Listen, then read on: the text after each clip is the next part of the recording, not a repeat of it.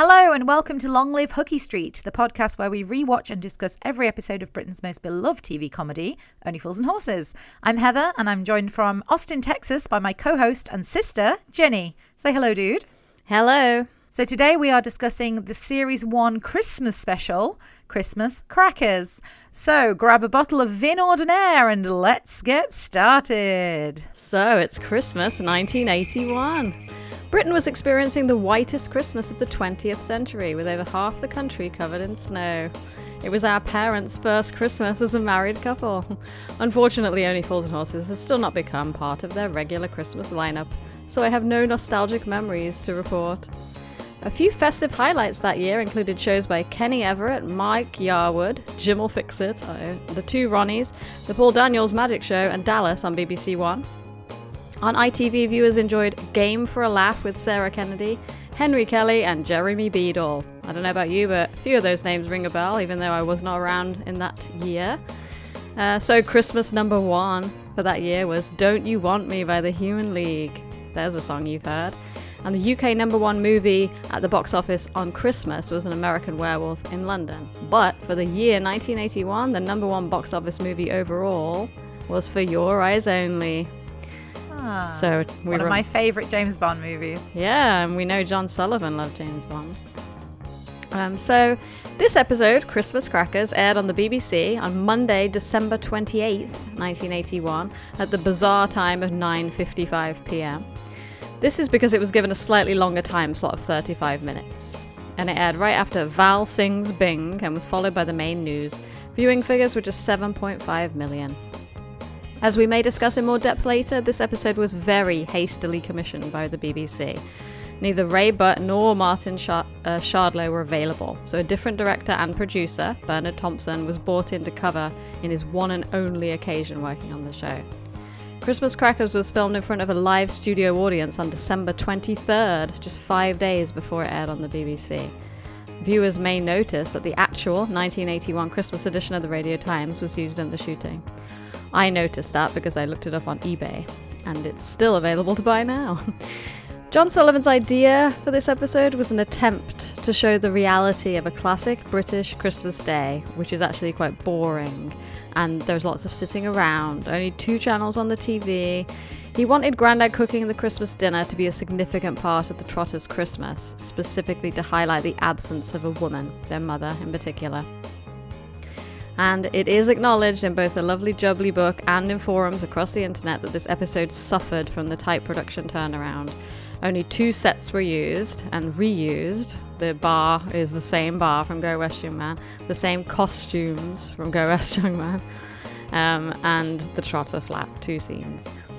So that's all I have for now. I've got a little bit of trivia to litter through the episode, but that's pretty much all I have today. Shall we move on to our rankings, dude? Yeah, I was just listening to all that trivia because a lot of it I wasn't aware of, but it makes so much sense for what I'm going to say later on. Okay, so yeah, let's move on to our rankings.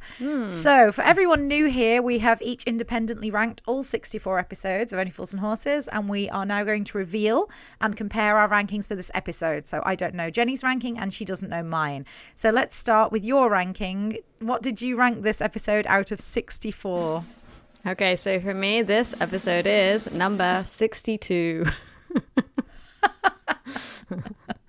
I mean, I don't think anyone's going to be surprised by our rankings for this episode. But yeah, I don't even feel like I really need to explain. I think that'll come out during the episode breakdown, to be honest. Yeah, I don't really get much out of this episode. There's a few lines I like, and we'll go through that as we go through the episode breakdown. But yeah, it's not, I guess, fair to judge it alongside the others, considering we know that it was a last minute decision and it was thrown together. And I totally understand John Sullivan's idea, like him thinking, oh, this will be cool because no one really does this. But yeah, he didn't have long enough to work on it, let's face it. It wasn't given long enough to develop into a story. It doesn't have a story, essentially. And I think that's where it suffers. Yeah, it's interesting you say that. I mean, I'll tell you my ranking now because it's very similar to yours. I rank this as 61, okay, and you can probably guess the 3 episodes I put below it. Yeah. So yeah, I I really think this is probably one of the weakest episodes of the entire run of Only Fools and Horses. But as you said, for the reasons that you have just listed, I mean, it was a last minute thing put together. They didn't have time.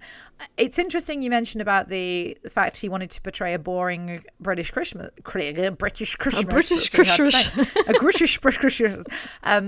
Christmas, because that is exactly what most of us experienced at Christmas growing up. You have the excitement of the initial part of the day when you're a kid anyway, when you open the presents. That's really fun. Obviously as an adult that's gone as well for most of us. So it is basically sitting around watching, at the time, what was limited television. Although some of the Christmas specials were fun. Probably not the Jim will fix it one. But yes. Sure people liked it at the time. I mean, oh, isn't it terrifying? I know. I don't think I need to mention why that's controversial now. I think the whole world probably knows why Jim will fix it is controversial now. So, but yes, I think it is a good example of what Brits do at Christmas. If anything, now that you've just told me that, I actually wish they leaned more into the staying at home part of it, because I actually, even though I feel the whole episode is quite weak, I do think the stronger part of the episode is the bit where they're at home, and the weaker part is when they go to the nightclub. So actually, I kind of wish they'd have stayed in the flat the whole episode. That would have been better, in my opinion. But, I agree. I think you're right. I don't mind the part at the house, at the flat, more than I don't like the bar scene really at all. I could barely really watch it to do my summary. I was just like, oh, forget this. They could have done something really cool, like board games and stuff. Like, I don't really know what people did in 1981, but by the end of the 80s, we would around and we had our Christmases, like board games, family games, things like that. And we all love the scene with Monopoly, don't we? And Friday the 14th. I was going to say they do, and that's a hilarious scene in that episode where they play Monopoly. So I would have loved to have seen the Trotters play, some different types of like Pictionary and stuff like that. Would have been really funny. So I agree with you. I think that staying at home the whole time would have been good. But I guess in that sort of era, I'm not too sure now, because I think about certain sitcoms like Friends. I remember they used to do episodes where they just stayed in Monica's flat for the whole episode to cut costs, and they only have 2 sets in this. But do you think there would have been some sort of issue if John Sullivan had just been like, okay, we're going to do the whole episode, they don't leave the flat? What do you guys think? Maybe that would have been an issue. I don't know, because like they did it later, didn't they, with Longest Night? I don't know. Maybe at the time, but I don't think anybody would have challenged anything he said, because they grabbed him at the last minute, said make this episode, and True. They probably would have been like, all right, go ahead. I mean, I don't think it's really a sign of weakness on anybody's writing or directing part. I think it really is just a case of it got rushed, and it was a different kind of idea, and it didn't work. But that's fine, because that's how the world works. So IMDb, not as bad as ours, 56 on IMDb. Okay. And this week I read on IMDb what I consider to be a really good review of this episode. So check it out. I'm not going to read the whole thing. Credit to Phantom Tollbooth. And they have a really good observation about where they say we end up sharing in Rodney and Del's boredom rather than recognizing and enjoying it. That's one quote from it. And there's also some pretty good commentary on the sexism in the script. I'm not going to read the whole thing, but check that review out. I liked it. And I was like, this review is hit the nail on the head. I got to say, that is a really creative way of saying that you were bored when you were watching the episode. But that's how reviews are. Like a well-written review will do it. Just use a different way of saying it. Yeah, it's boring. But the whole point was to show the boredom of Christmas. And instead of recognizing and enjoying it and be like, oh, this is funny because they're bored, you're actually bored. So it went wrong somewhere. But anyway, let's get this over with. Let's get into the episode breakdown, dude. Okay, let's get into it.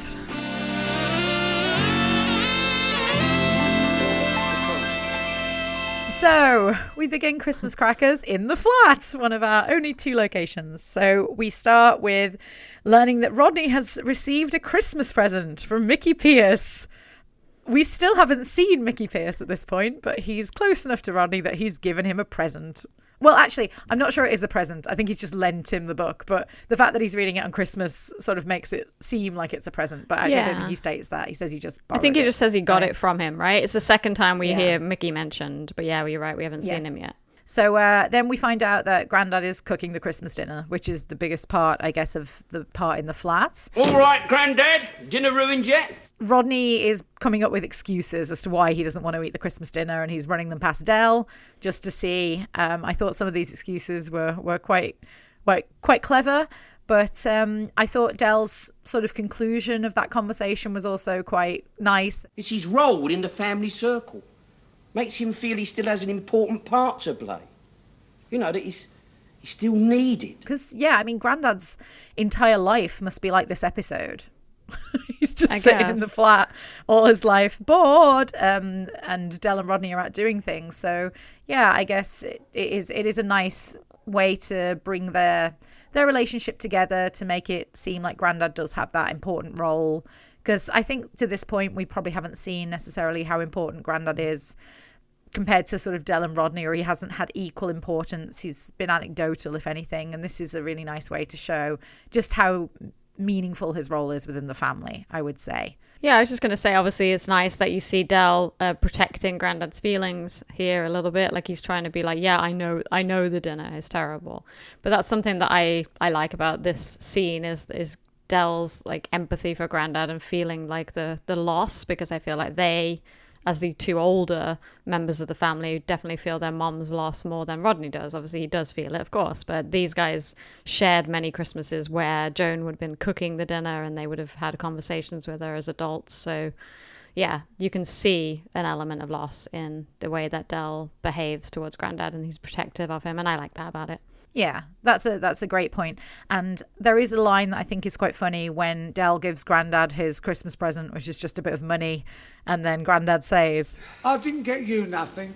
I don't agree with the commercialisation of a Christian festival. There's a funny line, yeah, I love the part with the hunger strike. Well, I'm going to say I'm on hunger strike, some kind of humanitarian grounds. I really like the part where he says, well, let's pretend we both become vegetarians, eh? We pretend that we're vegetarians, we'll end up with a plate full of anthracite and green stuff. Yeah, that's pretty funny. Although I do think that would be preferable to what they get in the end. But anyway.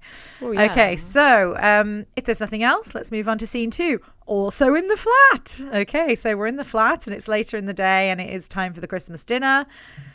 There is a very funny line here where Rodney is in a bad mood, as he often is, and they're discussing what could be wrong with Rodney. I hope he ain't got worms. You're doing this on purpose. Wait, that's enough, you two. Now, come on, this is a dinner table. I mean, worms and all that. Just that Rodney's got this burning sensation in his stomach, haven't you, Rodney? Yeah. Yeah. Maybe they're glowworms. Yeah, we have a very mundane discussion, which again totally highlights what John Sullivan was trying to do here with the whole episode about Christmas cards. I thought this was funny. This Christmas card. Yeah, and getting cards from people was a big thing, and then sending cards back. Yeah, so I think all of the things about the Christmas dinner, if you look around the table and around the room, are very like reminiscent of Christmases when we were really young. The decorations, the crackers, the hats, the gaudy decorations that people would have, like the cheap stuff that they would buy to make the table look nice at Christmas. Like, that's all there. I mean, you could totally see people in the 80s sitting and watching TV shows with the scenes set up like this, and the classic Christmas dinner table where conversations about cards and stuff happen. But yeah. Yes, Christmas without mobile phones. It's a lost era. Yeah, it's lovely to see that kind of conversation, and talking about the choice of charity for the card. Also a very funny conversation. Them rotten Christmas cards that you bought. There was nothing wrong with them cards. You didn't like them because they come from a charity organisation. That is not fair, Rodney. That is not fair. Nobody likes a good cause better than me, do they, Grandad? No. It's just that when you're choosing Christmas cards, you've got to be very careful about which charity you choose. What do you mean, got to be careful about which charity you choose? Well, I mean, look, some of those cards might offend some of our neighbours and friends, mightn't they? It says, Merry Christmas from Del Boy, Rodney and Grandad and all the gang at the Deptford Drug Addiction Centre. All I'm saying, at Christmas time, people prefer a traditional Christmas card, don't they, eh? Like a nice wintry scene with a little snowman on it, little Robin Redbreast. Not a sprig of holly and a bunch of mistletoe wrapped round a rusty syringe. Also, Grandad's misunderstanding of the meaning of a drug addiction centre is very funny. Yeah, when he says... I don't know why they want these drug addiction centres anyhow. I mean, ain't we got enough drug addicts without them recruiting them? So yeah, that's all very funny. Then we get on to some very gross discussion, which I won't go into too much details about, but obviously Grandad has completely destroyed the Christmas dinner. And the thing that really hits me about this part is how sad Grandad looks. Yeah, I feel really, really sorry for Grandad here. Yeah, when he says, I just didn't know it was in there, dear boy.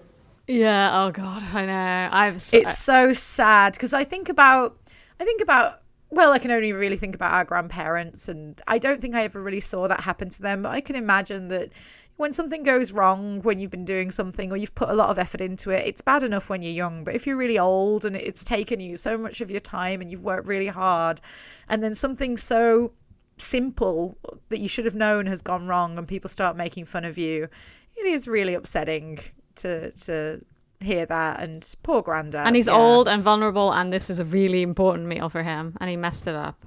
So every time he gets upset when they point out that he's messed up, I feel really bad. Another reason I don't like, I guess, this episode, because I don't like feeling bad for Grandad. I feel like... Yeah, although he redeems himself later on. But I also like the Christmas pudding reveal.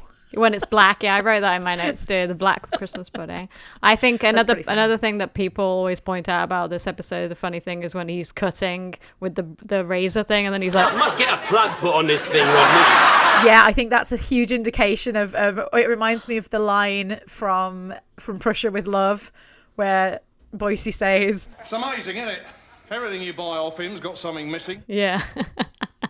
And it's true, yeah. Del has got a reputation already then at this point for always having something that's not quite complete in the flat. Everything's just a little bit dodgy, a little bit knockoff. Yeah. So that's quite funny. Also, I do like the line... Can we change the subject again? Oh, stroll on, Rodney. We're going through subjects quicker than mastermind. I like that line. Yeah, that's pretty funny. Yeah, I agree with you. Yeah, to be honest, I think the dialogue in this scene is not bad at all. And again, it does very much reflect kind of what the typical topics of conversation are in a traditional British Christmas in the sort of early 80s. I don't know about that, but from what I even remember from the early 90s, this is pretty accurate. I just remembered, this is a note that I wanted to make on this scene, and this will totally fit in with what I said earlier, which is some people said this episode feels more like a comic relief special, like those shorts that they used to do for Red Nose Day. And if they had done just the first half of the episode like that and cut the whole bar scene, I don't think I would have hated this episode as much. I don't hate it. That's the wrong word. I don't think I would dislike, or it wouldn't be so low, because I don't like the bar scene. Like, to be honest, at all. That's my problem with this episode. Now that we're talking about it, I'm thinking there's some pretty good lines and it's not that bad, this first part.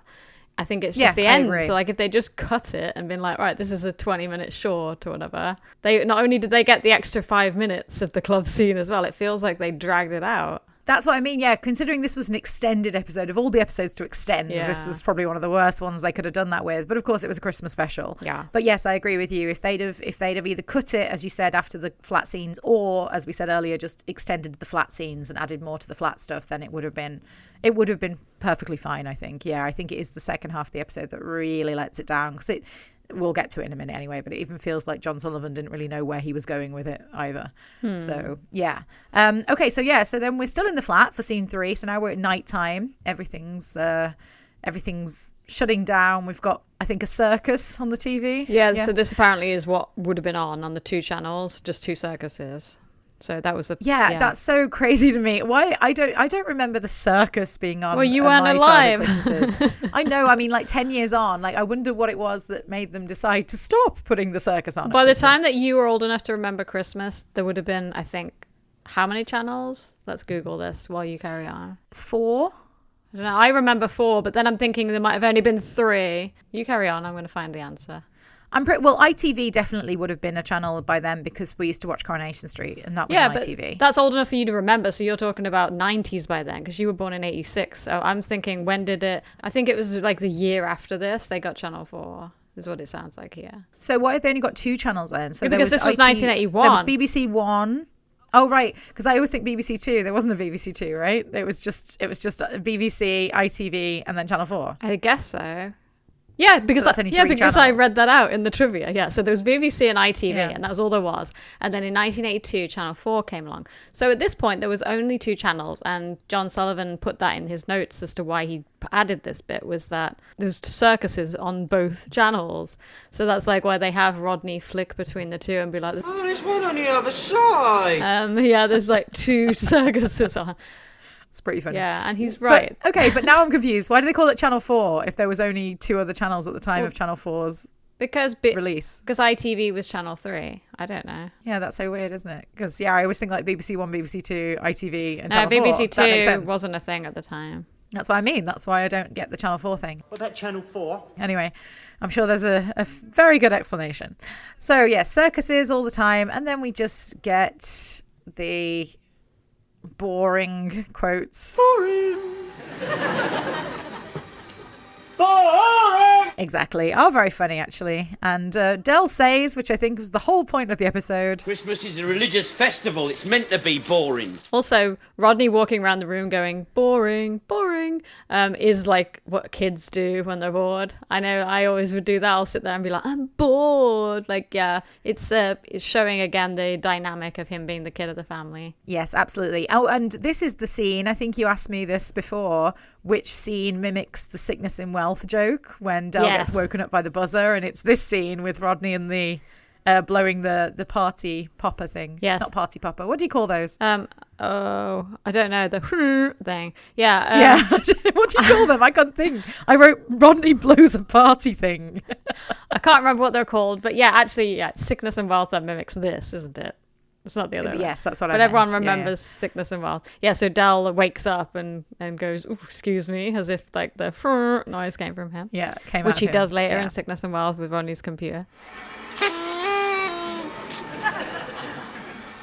Sorry. We love a repeated joke. I love it. Yeah, I mean, I think I've pointed out every single time I've been reminded of another episode while we've been reviewing, and there are so many occasions that I'm reminded of another later episode by something that happens in a season 1 episode.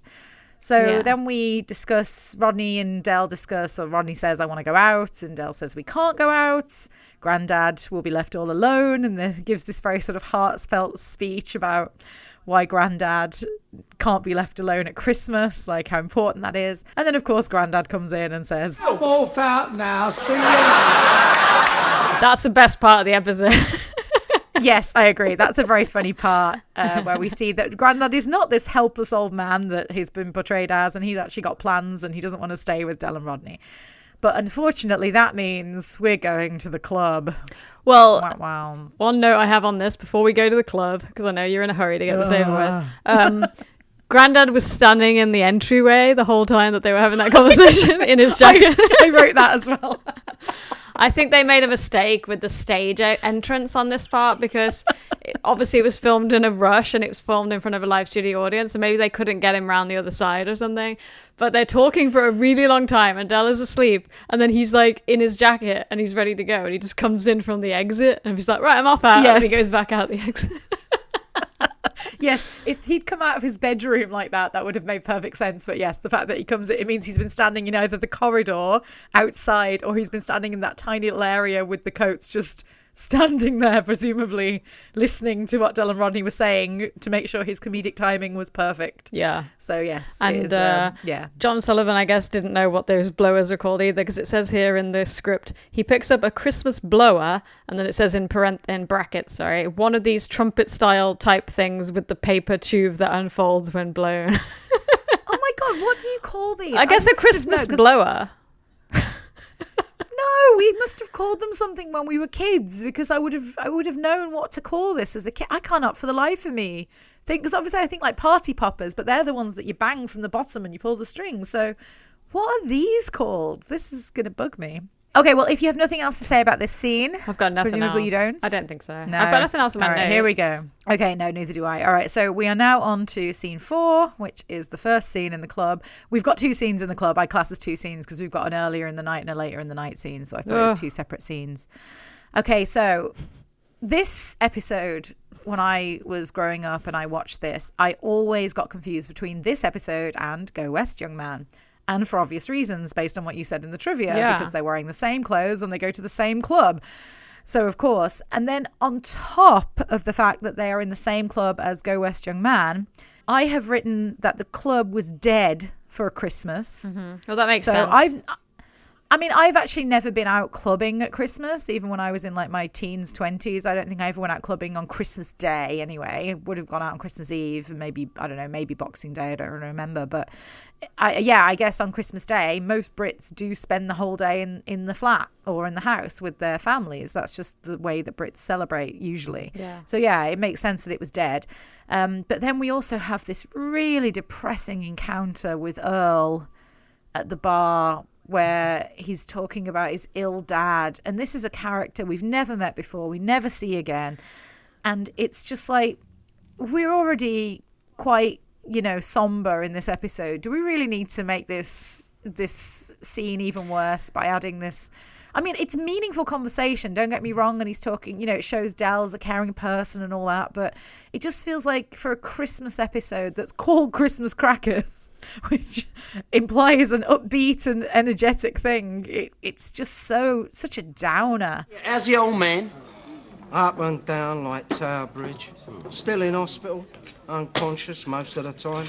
When he wakes up, he don't know where he is. Next time you're up the hospital, you get hold of one of them surgeons, they're the guys in the little white jackets, You say to him that your old dad wants some antibiotics. And Del giving medical advice to this guy is just, what do you think about that? I mean, you were a pharmacist. Well, I was just going to say that I don't, not from the medical point of view, but I think it sounds like what it says in Lovely Jubbly is that it seems like, they didn't confirm this, that they probably wanted to get one of the other characters in it, like Trigger probably, because he's the only one that's established, and it was too late because they didn't have enough time to get him in, right? Because it says in the book, like, it seems like perhaps other characters were unavailable because they bring in this guy who is very, non-memorable and doesn't have anything special about him. He's just this guy, and there's no reason for this interaction. It doesn't come back, like he doesn't have a joke of any kind.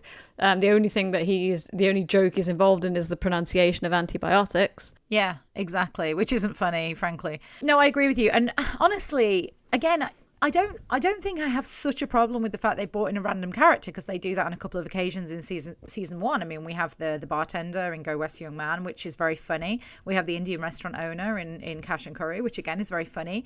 I think on top of the fact that they brought in a character we never seen before and we're never going to see again, that's not an issue in itself. The issue is the fact that the dialogue, what they talk about, is so friggin' depressing. I mean, I just don't see the relevance of putting this in. I mean, a conversation about anything trivial with a slightly funny undertone, like the Christmas cards conversation earlier, that was a generic conversation, but it was funny because it was generic. This is quite serious and quite a downer. Why is this guy in a bar? Why is he in this club on Christmas when his dad's there? Wouldn't he be at hospital with him? It didn't make any sense to me. This is actually going a little bit off the subject of this guy. I agree with you completely on this guy. I forgot that I made a note about something else for this episode that I didn't mention in the trivia, and that's because I didn't take the time to do the research. But there is a sketch, like a part of the dialogue of this episode that he wrote, that John Sullivan wrote as a sketch for the Two Ronnies, and it got cut from the Two Ronnies. But then they put it back in at the last minute to the Two Ronnies, and then it ended up getting used in both. And John Sullivan panicked, but apparently nobody noticed that it was used in both. And I forgot to find out which interaction it was. So, I was about to ask you that. Yeah, that's really annoying of me to mention it now. I don't know, but I wonder if it was this. Because, if it was performed by the Two Ronnies, maybe it would have been better. It's not that there's anything really wrong with David Jason. This guy makes me think perhaps somebody wanted to be a guest star in Only Fools and Horses and they won a competition, because he doesn't seem like he's really meant to be a comedian. He's not really a great actor, is he? But the character he reminds me of a little bit is Bronco, like a character he reminds me of later on. But at least with Bronco, his arc in that one episode he's in, which is The Sky's the Limit, I believe, at least he has a relevance, because he's related to Boise, right? He's his brother-in-law or something. And then on top of that, he's the one who's responsible for stealing the satellite. Yeah. His mannerisms, his character reminds me a little bit of this guy. Like, he's a little bit unusual in his delivery, the way he speaks and things, but yeah, who knows? and he's down on his luck. I'm probably not going to ever find out which part of the dialogue it was, but I'm guessing it's more the part where he's like approaching the women and stuff. That seems more like it would be in the two Ronnies, but I don't know. I just think it's funny that nobody noticed, because probably nobody watched this episode that much. No, It's probably more the case, but I mean, Not a very rewatchable it was watched by either. 7.5 million, but it was on at 10 o'clock at night on the 28th of December, which is like between Christmas and New Year, which is kind of like a time when people wouldn't be doing much. Well, probably sleeping in front of the TV. Like, I was about to say, most people probably fell asleep about the same time Del was asleep in the episode before Rodney started talking about how bored he was. Most people have probably gone to sleep by that point. So this part of the episode might not have even been viewed by most people. maybe. So yeah, another point here that Rodney calls Del Flash. You're flash, you are, ain't you? You think you know the lot, don't you? Everything about you is leery. Which will be repeated in Yuppie Love, I wrote. I think this is a reference that this is like the first time that we see Rodney talking about how he sees Del in that way. And Del describes it as his plumage, which I think is quite funny. How do you think a peacock attracts a lady peacock, eh? With his plumage, right? Well, this is my plumage. Oh yeah, there's a line here as well. Again, it's a sexist line, but it is funny, where Del says, You've had more dogs than Crufts. oh yeah, I wrote down here as well. I wrote, imagine being asked to play ugly girls. I always think this about any sort of TV drama that I watch. I think, about the 90s, the Saved by the Bell and all that kind of stuff, when it's like the episode with the mandatory fat girl episode where the fat girl fancies the lead guy. And imagine, they're like, okay, we need someone fat or we need someone ugly. Okay, can you audition for ugly girl? I mean, those poor girls in the club, Well, being classed as ugly. Yeah, I mean, Well, I don't think the two that they fancied were that much better looking than the ugly girls. I don't understand. yeah. First of all, like, looks are subjective. The women who are considered ugly in this scene, to me, are not ugly.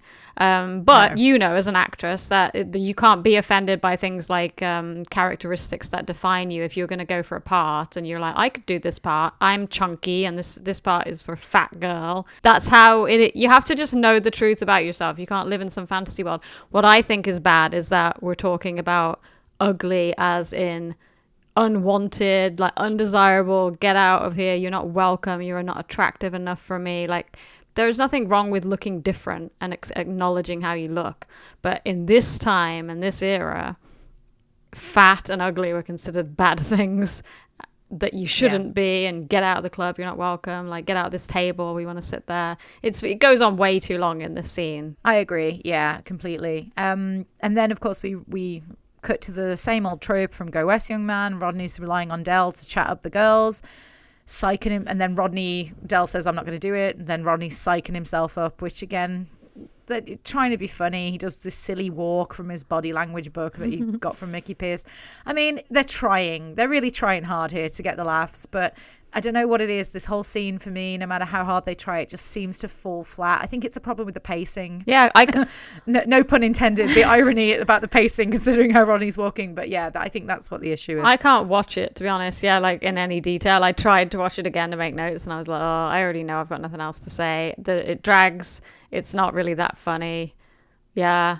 I love Nicholas Lyndhurst and David Jason, of course. I think most people would agree with us on this. I'm sure that, I mean, I have, like, when we were talking the last 2 weeks about Slow Bus and the Russians are coming, we were saying, we don't want people to think we don't like this episode. We still love it. Those episodes are way better than this episode. The fact that they're only a few increments above each other in my rankings is sad, because this episode to me doesn't have any emotion or necessarily that feeling where you'd be like, this is well written. It doesn't have that. It feels, like rushed, like you don't really want to watch it. And then again, I love the show. It's just this episode. It's just the end part of this episode. Yeah. I mean, God, you can't be perfect, can you? No. And both of us have got episodes below this in our rankings as well. So there's going to be some other episodes that are going to get a similar kind of discussion. And I was going to say that, like, sometimes you see people with The Russians Are Coming in their top 10, and I understand why, because we talked about the quality of the script writing, even though it doesn't feel like an Only Fools and Horses episode sometimes. I've never seen anyone with Christmas Crackers in their top 10. No. And if I did, I might be a little shame. bit concerned about their judgment of the show. Yeah, because I mean, this is what I mean when you say about good and bad script writing. I agree with you. I think there's comedic and there's silly, and this is one of the few times in the earlier episodes that I see the writing as quite silly. I mean, that walk that Rodney does across the dance floor, no one in their right mind, even if they read it in a book, would do that walk and think it was going to work to chat up some women. And the fact that Del has to point it out to Rodney is ridiculous, because Rodney is not dumb. He would know that he looks ridiculous walking like that. So yeah, I just think it borders onto silly rather than funny or comical. Silly can be funny, but in this scene, it's just not for me. It just falls flat. Do you have anything else you want to say about this before I move on to the very last part of the episode? The only thing I'd say is it says here in the script that, like, a couple descriptions of the ugly women. It says that in one part it says we see the two plain girls, so it just says plain girls. But then at the very last line in the script, it says Rodney turns away, unable to face the two wretched girls. Oh, God. So yeah, like, this is the thing. It escalated quickly. Yeah, so go back and read that review from Phantom Tollbooth, and it sums it up pretty nicely how, you know, the odd joke here and there about how women look is expected for the times, and perhaps he's writing for a male audience. He doesn't realize women are really watching it. But it seems like in this scene that I think this is what Phantom Tollbooth said, is that he seems to be having a little bit too much fun with it here, like making fun of the way women look. And I would agree, like, it's okay, make a joke occasionally. I'm not like gonna get upset about it. I still love the show. I understand it's the times and it's their character, but this scene has, like, I don't know, like 20 jokes about women being ugly, and it's a bit too much. Well, that's because there's nothing else to the scene. Yeah. I think that's the problem, isn't it? I mean, like, if there was something else, like you said, there's hundreds of sexist jokes in Only Fools and Horses, and like, as you said, it's predominantly written for a male audience. At least I assume that's what the earlier series certainly were written for a male audience or targeted towards men. But yeah, because there's something else going on in the scene most of the time when they're making these jokes about women. It's usually part of the scene or a very small part of the scene, whereas this is the whole scene. The whole joke is that they want to chat up these women they think are hot, and these ugly, I'll use the air quotations that you can't see, women are looking at them and fancying them, and they're repulsed by that. And it's, yeah, that's the whole joke. So how can you possibly sidestep that? You know, that you've got to keep talking about it because that's all there is to talk about. So, okay, then we have this exchange where they're trying to think of ways to get the girls interested. And again, I'm forced to think, is this the way that Del and Rodney have always gone about chatting up women? Because they were much faster in their approach in Go West Young Man. They had a tiny bit of conversation about whether or not they should, you know, and who was going to do the talking and what not to say. But they got in there and chatted those girls up within a few minutes. This seems like something completely different, because they're talking about all these schemes of how they're going to do it and all this, you know, to the point where they go on talking for so long that the women get up and dance with other men. And these women were smiling at them and giving them the eye, which Rodney saw. So I don't understand why Rodney wouldn't have just gone, Del, we don't need to do any of that stuff. Let's just go over, because they were smiling at us, instead of entertaining Del's elaborate plan for ages and then Rodney talking about why that won't work. It just didn't make any sense to me. Like, the whole concept of this was just really ridiculous. I'm sorry, it just was. It's ridiculous. It doesn't work. It's not funny, and it doesn't make sense. Yeah, I agree. I can't say much more than that, really. I mean, to be honest, we can wrap up. I was just going to look in my notes and see if I had anything else to say, and I don't. I just liked the line. Tell them that you went down the auction on Friday and bought a 1962 A40. That you sold 30 Christmas trees in the market and knocked out 2 gross of fire salvage Rubik cubes in Croydon shopping precinct. You know, tantalise them, Rodney. Tantalise them. A couple more things. I said here in my notes, Del's list is like the list in dates. Yes, he's steak meal. Yeah, right? I wrote that too. Yeah. The stuff that he says a woman will get or a woman will be entitled to if she dates him is very similar to the list in dates. Yes. She is guaranteed a well-dressed man. Yes, she is. She's guaranteed a steak meal. And she is guaranteed care and consideration. Yeah, my biggest issue with this, I wrote at the end of this episode, we're led to believe that Del cares about women's feelings. You know, he's a bit of a Jack the Lad. He makes fun of them and stuff, but ultimately he's a caring guy. And if he can see he's upset a woman, he would feel bad. But then the end of this episode is just, it's cruel. it's cruel. You know, the way he makes the girls think that they're interested in them, and then take their chairs. So yeah, I just don't like the way this episode ends. I don't like the whole second half of this episode. The beginning of the episode is not that bad, to be honest. It could have been redeemed if the second half of the episode wasn't so terrible. But yeah, it is. So, okay, yes. So let's move on to our award segment. Okay, let's do this. And guess what? He's only one. Okay, so as usual, we have 3 awards to announce this week. We will start with Plonker of the Week. Plonker. So for Plonker of the Week, we will each nominate a Plonker, and then we will discuss and decide who wins. So, dude, nominate a Plonker. After everything I've just said, I kind of want to change it, but I wrote in my notes, I wrote Grandad for expecting anyone to eat any part of that dinner. That was what I wrote.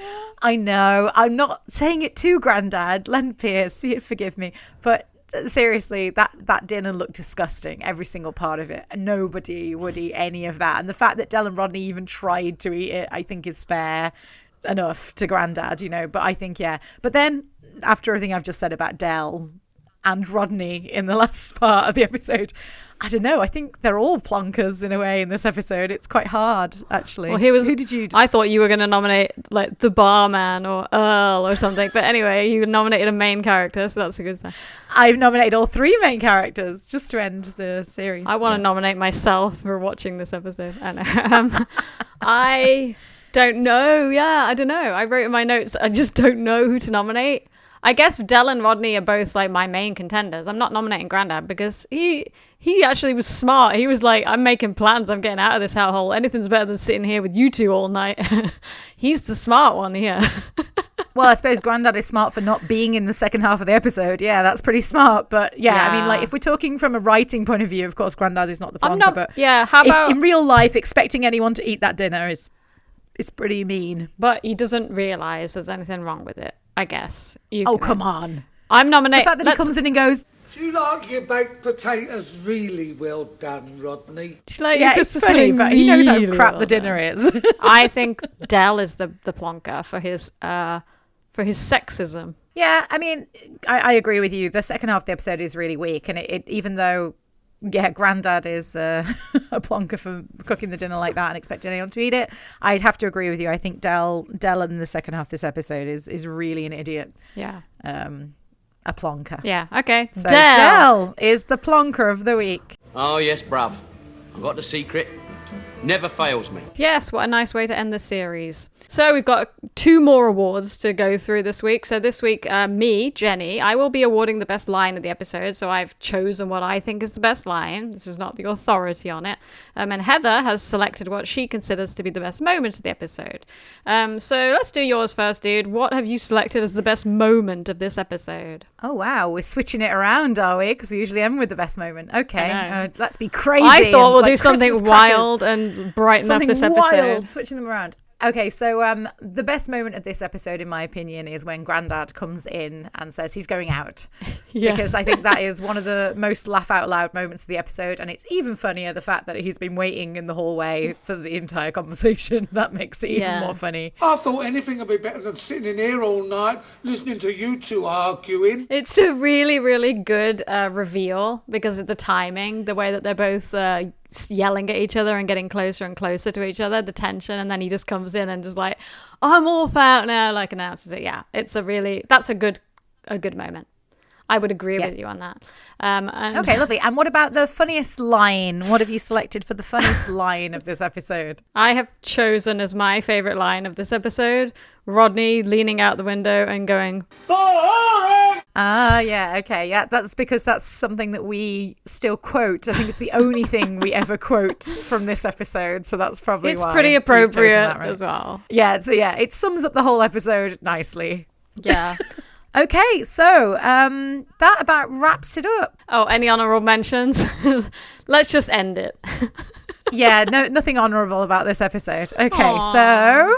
I still admire Grandad's passion for trying to make the family have a nice Christmas dinner. And drink up, we're leaving.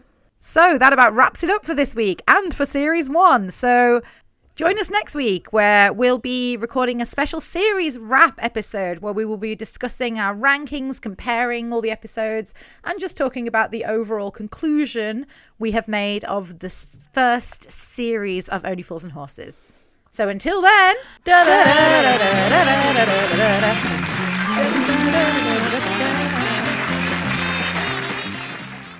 Au revoir, listeners. If you like what you hear and want to contact us, you can email us at longlivehooky street podcast@gmail.com. All one word, no spaces.